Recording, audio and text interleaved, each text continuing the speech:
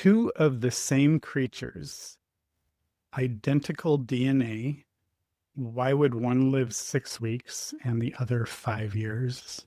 What's the difference? It's royal jelly. So I'm talking about the honeybee. On the left here is basically any honeybee that is not the queen bee. The queen bee is on the right. The rest of the bees typically get honey and pollen to eat. The queen bee gets royal jelly. And it was actually fun. My kids were asking about bees, and I was like, oh my God, this is perfect. I'm going to totally throw this in. So I learned this over the weekend. But yeah, all the larvae get fed royal jelly to basically see who has the best potential to turn into a queen bee. It's like after the first 1 or 2 or 3 days, the baby bees do not get fed royal jelly. Then it's only the queen bee that gets fed the royal jelly. Yeah, it's a 20 to 50 fold lifespan difference. It's the exact same DNA.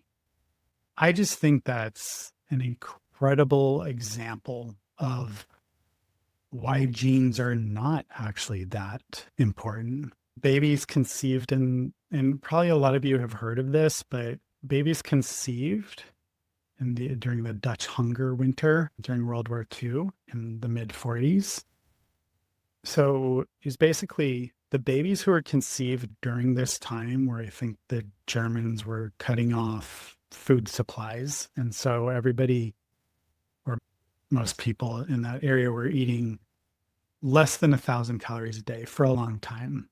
Some more like 500 calories, 800 calories a day. So very underfed for a long time. And not just underfed, but not enough nutrients, right? Not enough vitamins and minerals within those calories. Those people who were conceived during that time period grew up, even in their 50s and 60s, were overweight, higher risk of diabetes, type 2 diabetes.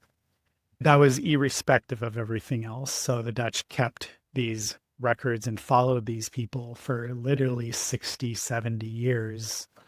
And it's just such a powerful way of showing that what your pregnant mother ate while you were in the womb epigenetically changes your entire outcome.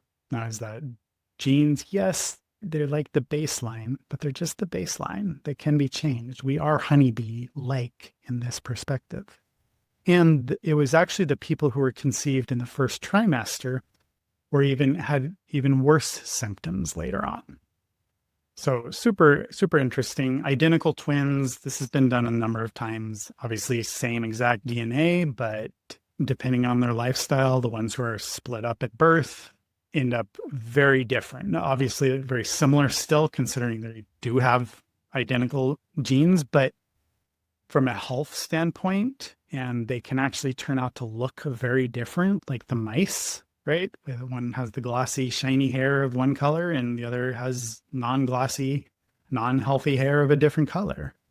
And then the Sweden one, this was another one where just the grandparents' food supply was tracked. And just very clearly, they're not just the children were affected epigenetically, but the grandchildren were affected.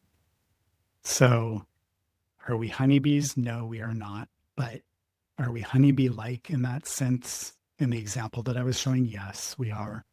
So how important is my DNA? I don't have an exact answer, but I think I've made my point. And your daily choices are your version of your royal jelly. It is all those daily inputs, the food, the sleep, the stress levels, how you interpret stress, I should say, sunlight, grounding, living water, connection to friends, connection to your source, the purpose, the movement, your breath, like all of it. That's all your royal jelly. As always, this video is for educational purposes only and does not constitute medical advice or create a doctor-patient relationship. So first we have the methylation decoded protocol. Take a look at this. You can dive into it. On the overview, I did share this in a larger diagram from Genova Diagnostics.